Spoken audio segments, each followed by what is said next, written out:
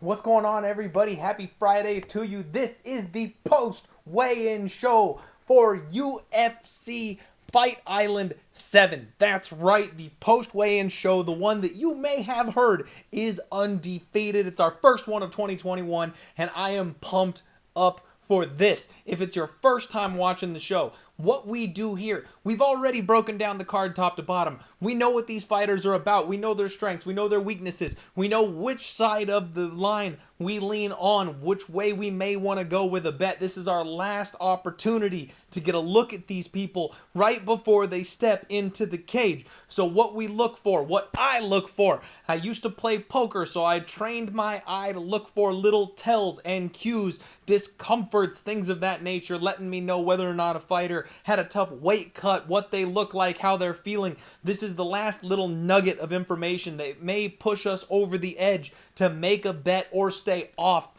of a bet, and I do that for you and relay all the information to you right here. So let's get right on into this thing. I am pumped for this card. We haven't had MMA in 3 weeks, and I'm really looking forward to this one. So do me a favor, first and foremost, smash that like button, check out odds.com, subscribe right here to Odds HQ on YouTube if you haven't already. Thank you very much. First fight of the night, we've got Jacob Kilburn and Austin Lingo. We're going to start off with a banger. This thing's taking place at 145. Jacob Kilburn on the scale, no issues. Blank stare. This guy is a blank slate. I really don't know what to make of him. We don't have a whole lot of experience with him, but it didn't look like he had any problems getting on or off the scale.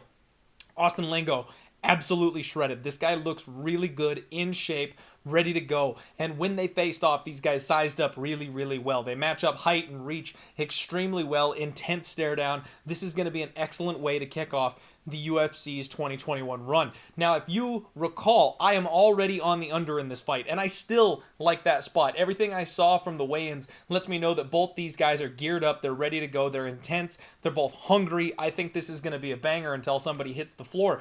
Now, the face-offs didn't lean me one way or the other. I didn't think anybody had any problems, no bad weight cuts or anything like that. And I feel like this line is a little bit wide. I feel like Jacob Kilburn may be getting a little bit disrespected in this spot. But I do still have to side with the favorite, Austin Lingo. So I'm not going to particularly bet a side here myself. There's nothing for me to be scared of one way or the other. So if you liked your side, don't jump ship or anything like that. But I do think the under is definitely the play here.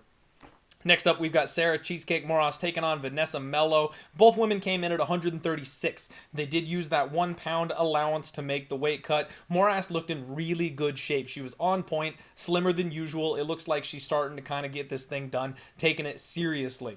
Vanessa Mello came in at 136 as well. She has struggled on the scales a little bit, and I'll be honest, she didn't look fantastic. She got on the scales. She looked pretty sucked out in the face. Now, all these fighters are cutting water weight, so of course they're going to look sucked out, but she looked really sucked out, and it might just be that she's got some prominent cheekbones, but she looked like she was struggling a little bit. Once they called the weight, she was extremely happy, extremely relieved, and that's something that does sell to me, that she had a little bit of a tough weight cut. You don't get that excited if you know you're gonna make weight. You only get that excited, you're that relieved when it was a question mark and you weren't quite sure. When they faced off, Cheesecake has a large size advantage here. I didn't expect Sarah Moras to be as big as she is when facing off against Vanessa Mello. So this is a spot where, again, I feel like this line is just too wide.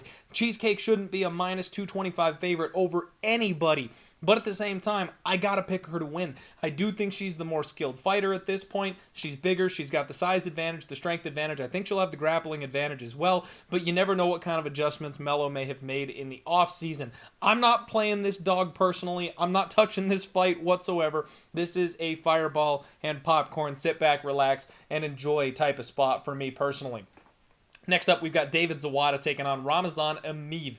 Zawada came in at 170 on the dot. Emeev made 171. He did use the 1 pound allowance.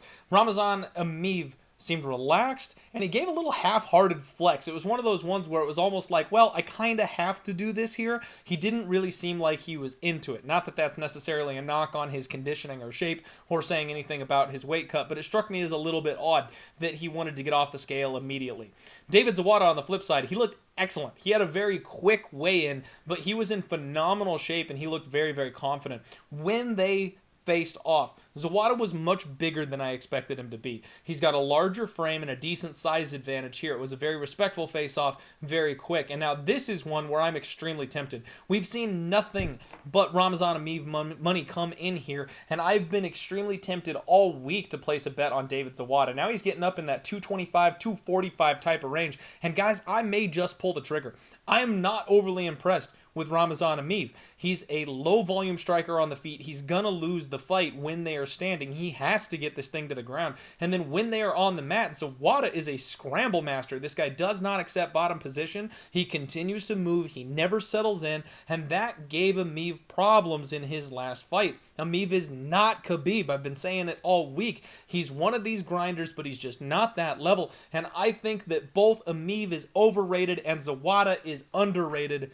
I may add that one on. Now, this is not a post-weigh-in read. I didn't see something in either fighter particularly that is making me want to fade Emeev. It's just reinforcing the feeling that I already had, that this line was too wide and there's value on the underdog. Seeing the size difference, Zawada being as much bigger as he is, that's kind of the thing pushing me over the edge, that size and strength advantage may carry over into the fight and may make this thing go his way. So I may be taking that shot on the underdog here. First big underdog of 2021 may just be David Zawada. Next up, we got heavyweights. Carlos Felipe came in at 264. The man is tipping the scales, 1 pound extra there. His opponent, Justin Tafa, came in at 265. So right at the limit there. Big old boys coming here on the scale. Now, Carlos Felipe, this guy, geez, like he is flabby. He is thick. He looks like maybe if he took things seriously and lost some weight, he might be able to get down to 205, but made weight, no issues, looked fine. Justin Tafa, he looks like he slimmed down a little bit. He looks like he's packed on some muscle, taking things seriously. So I'm a little bit tempted by Justin Tafa. When they faced off, Tafa is the bigger man, and it was a very quick face-off. Now, this one we kind of broke down already. I feel like Carlos Felipe is the side. He's got the speed advantage. He's got the boxing advantage. His chin, he's incredibly durable, hard to finish, hard to get out of there. But Tafa looks like he's making some improvements. We've got Carlos Felipe sitting around minus 200, minus 185, depending on what book you've got. And then Tafa is about plus 170, plus 165. And man, I thought that I was going to be on Carlos Felipe. I really did. I thought I was going to use him in a parlay. Then I thought about, just lay him straight, because it's heavyweights. You never know what's going to happen when the big boys start slugging. And Tafa has got some serious power. This has kind of turned into a dogger pass spot for me. I'm not laying that price on Carlos Felipe, and I've got a sneaky feeling that Justin Tafa is going to show us some new wrinkles in his game. So not one I'm going to touch. I guess I'll still say that I think that Carlos Felipe wins this thing via decision, but man, I've got this spider sense moment here about Justin Tafa. I'm not touching it. Jocelyn Edwards, the short notice replacement coming here to replace Betch Correia, comes in at 135 on the dot. She looked excellent shape, ripped up abs. This girl is ready to go. And her opponent, Wu Yaonan, came in at 136. Very respectful, very calm. We're used to that from her. She doesn't really get up and out there, so not really anything exciting for the weigh-in show, because you never know if she's happy, you never know if she's struggling. She stays right here all the way across the board all the time. When they faced off, Wu slightly bigger, very calm and respectful weigh-in, nothing to report whatsoever. That's another one where this fight is set at a pick'em for a reason. Jocelyn Edwards opened up as a very large underdog. Nothing but love for Jocelyn has come in, and it looks like the betting market has officially flipped. She opened up plus 135, and she is now the minus 110 favorite. Wu Yaonan is a plus 100 underdog at this point after opening minus 165. Again, there is really nothing in this weigh-in that is forcing me one way or the other. I don't know a ton about Jocelyn Edwards. She's a UFC newcomer coming in on short notice. I gotta side with Wu Yaonan because she's got the UFC experience, because she was training, she has a full fight camp behind her. You would think she'd be more prepared and ready to go, but I can't underestimate her opponent since I haven't done the legwork to see what she's about. So this is another one for me that I will be passing on, but since the line is flipped, I would say it was probably a dog or pass type of spot. Next up, we've got one that I'm very, very interested in here. Phil Hawes taking on Nassourdine Imavov. Phil Hawes comes in at 186, and he's just got a ridiculous frame. This guy is built like nothing else. Big flex, ready to go. he just got up and on the scales real quick. They were ready to go for him. Not a lot to report. Nasruddin Imavov came in at 186, and he was really good shape as well. Extremely confident, looked good, ready to go. And when they faced off, Imavov is a decent amount larger than Phil Hawes. Now, we have talked about this, that Phil Hawes is a one-round fighter. He's a finish or bust, a kill or be killed. And there's a lot of momentum riding with him right now. I personally already have a bet on Imavov, and seeing the size difference between these two guys, I am loving that spot. Now, Imavov opened up as a plus 155 dog. I think I got him at plus 135. He is now a plus 105 or a plus 100. It's been nothing but Imavov money. We did go ahead and beat that line move. Phil Hawes went from minus 185 to minus 115. I'm loving my spot here. We beat the closing line. We're on the side that I like. We've got the bigger fighter. We've got the fighter that's established. He's got a gas tank and can go 15 minutes. I expect him to break Phil Hawes. However, if you believe in the one-shot knockout, if you believe that Phil Hawes is going to live up to that reputation of just being the murderer he is in round one, he's only minus 115, folks. Now's your time. If you like Phil Hawes, go ahead and pounce because he did look good on the scales. We've got Punahele Soriano taking on Dusko Todorovic, another spot that I really am interested in. Both men came in at 186, tipping the scales for the middleweight division. And Punahele is an absolute brick shithouse. This guy has been in the gym since the last time we saw him. He added a ton of muscle and looks impressive on the scales today. Dusko Todorovic came in, looked good, really nothing to report, business as usual. He got up, he's very stone cold up there, doesn't have much in the ways of emotions, and doesn't look any different than we're used to seeing him. They size up extremely well, both guys confident, both guys undefeated. This is a spot that I can't wait to watch this fight. I did take some Punahele Soriano myself. That's another one that I got at a dog line. I believe I got plus 140 on Soriano. He's still sitting anywhere from plus 130 to plus 140 across the market. Dusko Todorovic, a minus 155, minus 160 favorite-ish. And, you know, seeing the improvements, seeing the physical difference of Punahele Soriano, that's the type of thing that you just don't know about until you see them get on the scales and you see that difference. So feels like I may have made a good call blindly. I like what I see from the kid. I like what he's done. I like his game. I like what he brings. And just seeing the kind of shape and conditioning that he's in made me feel that much better about my pick. It's not a home run spot by any sense of the imagination. Dusko is a very, very talented fighter and has shown that he can hang and has been tough his entire career. So it's not going to be an easy fight, and I still might end up being on the wrong side. But I like what I see from Soriano. Nothing to see from Dusko that would make me question him in any way here. Joaquin Buckley taking on Alessio Di Chirico. Buckley came in at 185 on the dot. He came in a little light his last time out. Looks like he's right on point for this one. Relaxed, having fun, smiling, and always another guy that's just in ridiculous shape. Alessio Di Chirico came in at 186. He looked good. He's another one that was a little bit sucked out in the face. Again, nothing to be overly concerned with, but just something noticeable that he seemed like he may have been a little more gaunt than we're used to seeing him. He's a big guy. Making 185 is probably not easy for him. When they faced off, Buckley got aggressive, closed the distance, got in his face, started talking immediately. Dana White had to get in there and split these two guys up. Now, Di Chirico, to his credit, didn't blink, didn't step back, and he has a serious size advantage in this spot. Now, I do have Buckley in a parlay. I think the speed advantage of Buckley is going to cause problems for Chirico, and I think Di Chirico, I think that chin is going to crack. I don't know if Buckley's going to end up getting the knockout or not, but Di Chirico has been waning. It looks like in his last couple fights, he's been taking more damage. He's been wobbled more times. I think he's going to have a hard time imposing his will on Buckley. I know that Di Chirico's got this size advantage. He may look to grapple and push Buckley up against the fence, use that to his advantage, but you got to remember, when it comes to wrestling, you've got to get under the hips of your opponent. And Buckley being as short and as wide as he is, that's going to be a tall order for Di Chirico to get all the way underneath him and, you know, change that level, get that leverage on such a short man to get him to the floor. I'm kind of feeling Buckley by decision here, but at the same time, I would not in any way count out the 2020 knockout of the year fighter from clipping Di Chirico and putting him away before the final bell ends. Again, nothing on that fight that really sways me one way or the other. Buckley looked as good as ever, and that's the side I'm already on. Santiago Ponzinibbio versus Lee the Leech Jing Liang.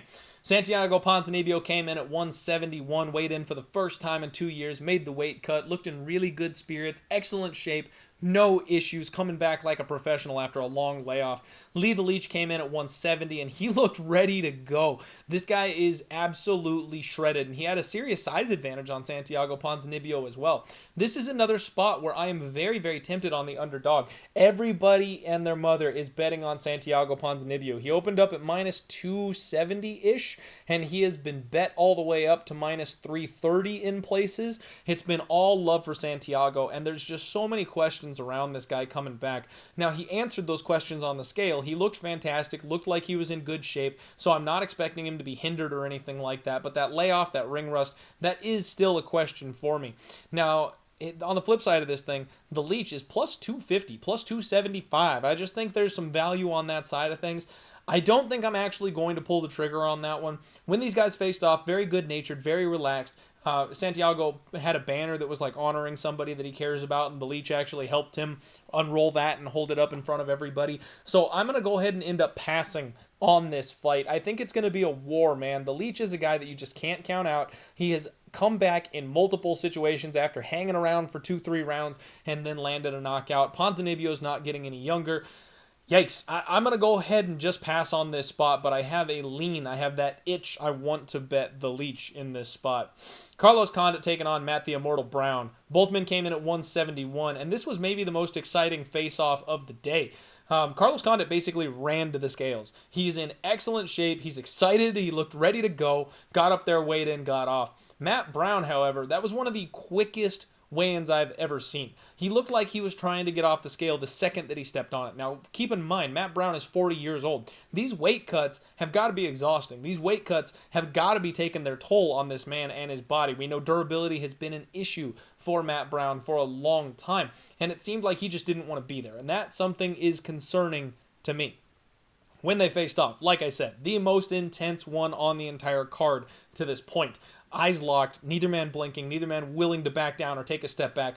Really gonna be a fun fight. This is an aging veteran war that should be a battle as long as it lasts. Now, this is another spot where rather than picking a side, I've chosen to play a total. I went under the 2.5 on this one. With the durability issues of Matt Brown, with both these guys knocking on the door of retirement, with the power that we've seen Matt Brown still possesses, and the nasty body kicks of Carlos Condit, his inability to keep the fight on the feet, and his submission game once it hits the ground, there's a whole lot of ways that this fight can be finished. I've got the under 2.5 in my pocket for this spot, and I would have to go with Carlos Condit. Now, I don't want to pay this minus 175 price tag on Carlos Condit. He opened up about minus 150, minus 155, and I do agree that he should be the favorite here in this spot considering the durability issues of Matt. But Carlos is getting old himself, and Matt Brown is shown to be a marauder. He's a guy that just steps in there and wings everything he's got into every punch, looking for the kill. That's exactly the kind of fighter that can catch an aging veteran with a big shot and put him down.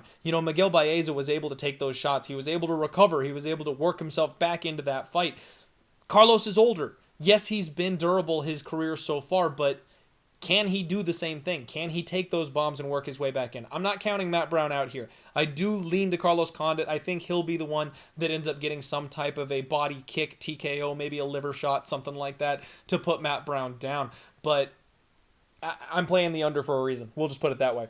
We've got the main event coming up here. Max Blessed Holloway taking on Calvin, the Boston finisher Cater. Both men came in at 146. Max Holloway moved extremely well. Good flex. Looks like he's in good spirits, good shape, ready to go. I like where his mindset is at from listening to his interviews throughout the week. Calvin Cater came in looking extremely confident, big flex, and looked stone cold on the scales. Now, when they faced off, Max is taller, Calvin is thicker. Great stare down. This is one that I've decided I'm probably not going to move on. When I broke down this fight earlier in the week, I set my number at 150. I wanted Max Holloway at minus 150. I was never able to get Max Holloway minus 150. The best I could do personally with my options was minus 165, and that's a little more juice than I wanted to pay here in this spot, and I think I'm just going to go ahead and pass at this point. Now that the weigh-ins have completed, money's coming in on Max. He's all the way back up to minus 170 in some places. So if you like Calvin Cater, there's been a lot of respect for the dog here in this spot, and I totally get it. It's going to be speed versus power. It's going to be volume versus explosion, and that's where I don't want to I don't want to lay my money on Max Holloway in this spot where we have seen him set records for taking significant strikes. He's absorbed so much damage throughout the course of his career that Calvin Kattar may just be the beneficiary of that. He might be the guy that catches Max Holloway when he's just taken too much. He finally gets the straw that broke the camel's back, and Calvin Kattar hits really freaking hard. Now, the flip side to that is Max Holloway could just have the speed and volume advantage. Calvin Kattar might end up not being able to keep up, and especially in Abu Dhabi on Fight Island, we've seen the judges favor the volume fighter style. So Max Holloway could potentially run away with this 5-round main event. He's got more experience going 5 rounds. He's always more than capable of putting up 150 significant strikes in every single fight.